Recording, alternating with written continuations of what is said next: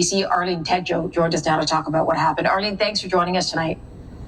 Hi there, Marilla. Thanks for taking the time to speak with me. Tell me a little bit about what happened last night. Well, I'm a registered nurse. I'm educated in Toronto. I work here in Kamloops, BC.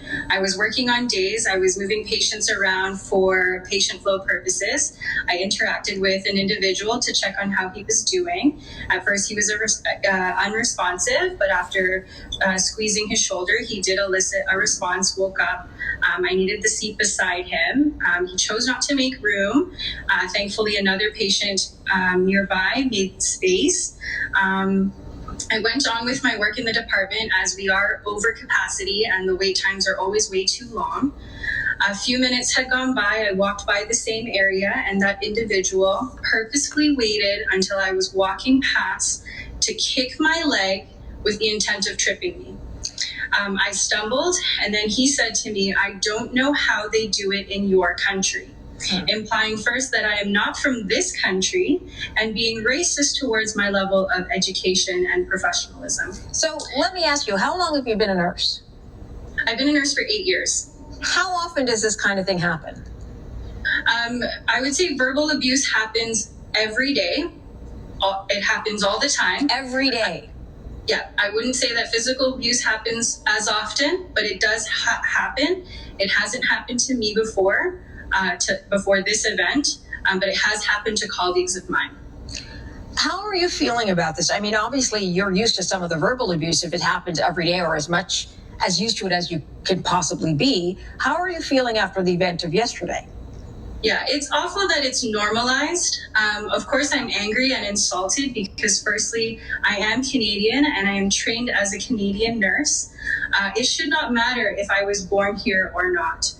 We are all working overtime. We are understaffed. We are undersupported on a daily basis. Yeah. We're going through a global pandemic, through extreme heat waves, another wildfire season here. On top of that, getting verbally abused and physically abused, which sadly isn't new, right? Mm-hmm. A lot of the healthcare workers are compensating for the systemic failures that have been occurring for a long time. So after this happened, I had to collect myself, continue working, because there was a lot of people that still needed to be seen, and we were short-staffed by almost 50%. Yeah, and you don't want one person to put you off from trying to help the others, as you mentioned, who are in need of care. Was the hospital supportive to you in this situation? My colleagues were extremely supportive. I work with some of the best people imaginable. And then when did you decide that you would get the police involved, or how did that come to be? It escalated to that because the patient he was refusing to leave. So we called a code white, we got security involved, and we called the RCMP because he was getting difficult to manage on our own.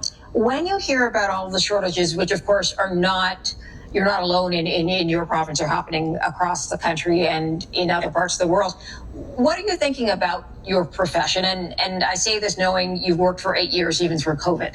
Mm-hmm. So one of the first things we need to do is fix the problem by supporting the healthcare system to hire more nurses and retain more nurses, by enticing them to work in a realistic working condition. Because right now it is unsafe. If we hire more family practitioners, like family physicians, in the community to provide timely care to those who need non-emergent care, they won't be inappropriately using the emergency department.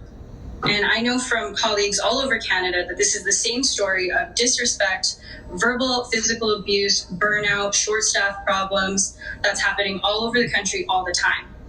It's part of the reason why we are having the departments close across the country, and why healthcare staff is leaving at higher rates than ever before.